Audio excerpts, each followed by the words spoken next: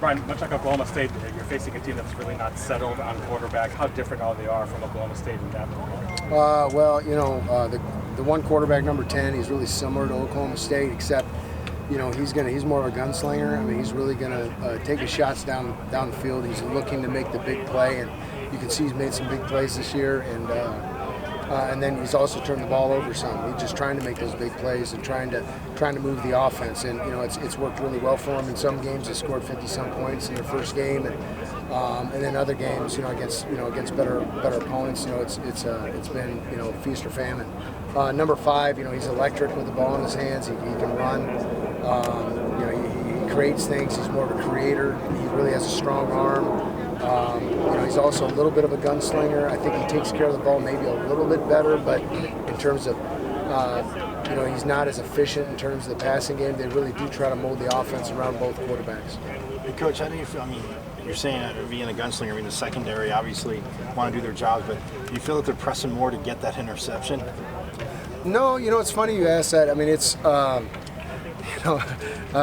maybe. I mean, we've dropped some, We've had some, in each of the first, 4 weeks that we just weren't able to come up with. But, again, I keep saying it every week. I think the more our guys become comfortable in our system and doing the same things and preparing the way we do each week, we're not trying to reinvent the wheel each week. And, that extra half step that we get with the familiarity of doing what we do week in, week out, day in, day out, and just really, trying to really focus on those fundamentals is going to lead to more takeaways as we move forward.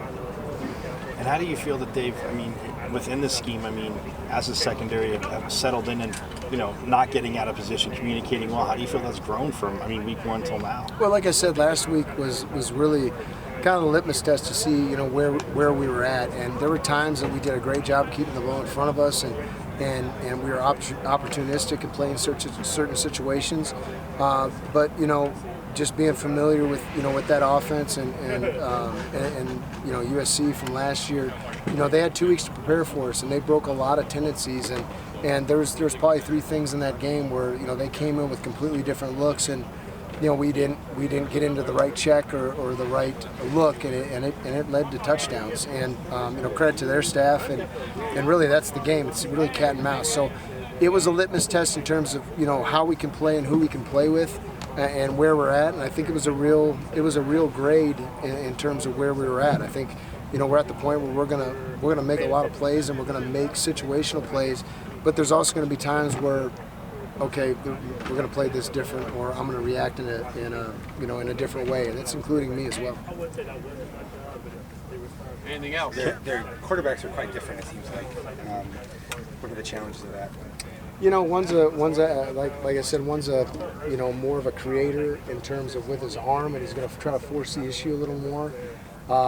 Number 10, and then you got another guy who really can run, and he's if this guy isn't open, I'm going to take off and I'm going to create, and he's explosive and he's real dynamic with the football. So you really got to have not necessarily different plans for them, but different answers for them, because they're both I think very different players. Is it tough from an awareness standpoint of players situationally, and that's the case?